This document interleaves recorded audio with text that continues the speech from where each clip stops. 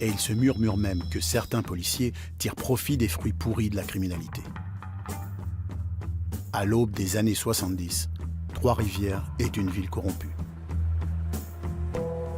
Stéphane Berthommet, l'affaire Dupont fascine depuis environ 50 ans ici à Trois-Rivières. Vous vous penchez sur le dossier dans une balado.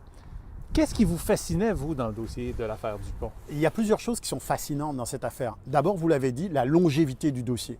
Un dossier qui dure depuis 50 ans, dans lequel les doutes sont présents depuis 50 ans, malgré un travail intense au niveau juridictionnel. Il y a eu des décisions de justice, il y a eu une commission d'enquête, et malgré tout ça, le doute subsiste. Donc ça m'a fasciné, d'une part.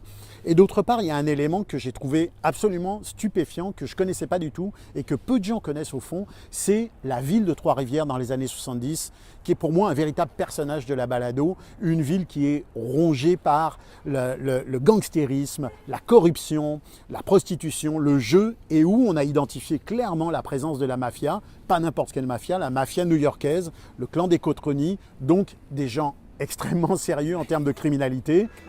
Une ville, la mafia, des élus et des policiers corrompus.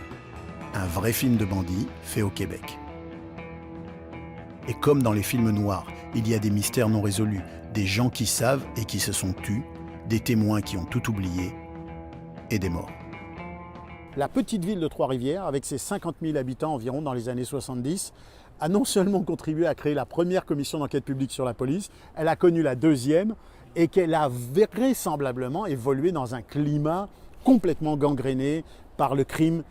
Ça, c'est évident. C'était 1967, 68, 69 où les lois étaient en vigueur, mais pas nécessairement appliquées. Et dans cet univers gangréné par le crime, comme vous l'avez dit, se trouve l'enquêteur Louis-Georges Dupont, qui veut être incorruptible là-dedans. On a vraiment le destin, un destin tragique, un destin grec pour ce policier-là, dans un univers corrompu. Et je tiens à le dire, tous les policiers, évidemment, et tous les membres de la ville n'étaient pas corrompus. Quand il y a corruption, il y a des groupes qui sont corrompus et il y a d'autres qui ne le sont pas. Louis-Georges Dupont faisait partie des policiers qui ont été réputés ne pas être corrompus. On le sait, on a de très nombreuses sources. C'est pour ça qu'on a appelé ce balado Dupont l'incorruptible. Il était intègre, il voulait la justice et clairement, il s'est impliqué dans la recherche de la justice. Ce qu'on arrive après à se poser comme question, c'est est-ce que cette implication l'a tué, a été la source de son décès ou pas? Il est évident pour moi, de par mon expérience, que M. Dupont a utilisé son arme que je vois sur le plancher pour s'enlever la vie. D'autant plus que se véhiculait parmi les confrères de travail l'effet qu'il était dépressif, puis on le recherchait depuis 5 jours. La Sûreté du Québec, en 2011, en est venue à la conclusion finale qu'il s'agissait d'un suicide. Ouais. Mais malgré tout, le mystère demeure. Pourquoi le mystère est aussi fort dans le cas de l'affaire Dupont? Les mystères demeurent quand toutes les zones d'ombre n'ont pas été éclairées de façon définitive. Les mystères demeurent quand les contradictions restent malgré la succession des enquêtes. Et il est clair qu'il y a eu de l'obstruction dans ce dossier-là. Il est clair qu'il y a eu des tentatives de cacher la vérité à la famille dans ce dossier-là. Ça a été reconnu par une cour supérieure, c'est pour ça que je peux me permettre de le dire. Donc il est clair que cette enquête de départ, c'est la source de toute l'histoire et c'est à la base de toute cette incompréhension et de toutes ces questions qui sont apparues au fil des ans. Avez-vous appris des choses pendant vos recherches? Bien sûr, j'ai appris des choses incroyables, des choses stupéfiantes. J'ai appris des choses surprenantes.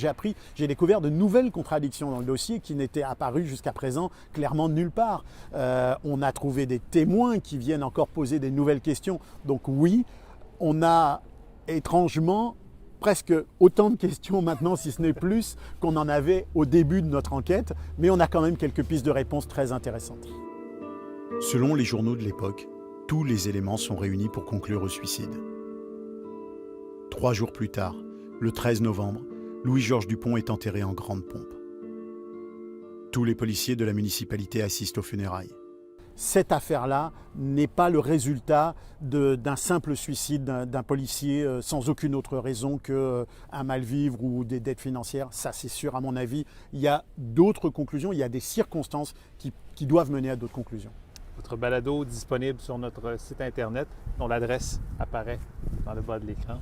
Stéphane Berthomé. Merci. Merci, fascinant ce dossier. Très intéressant, merci. La mort de Louis-Georges Dupont est, encore aujourd'hui, l'une des plus étranges affaires policières de l'histoire du Québec.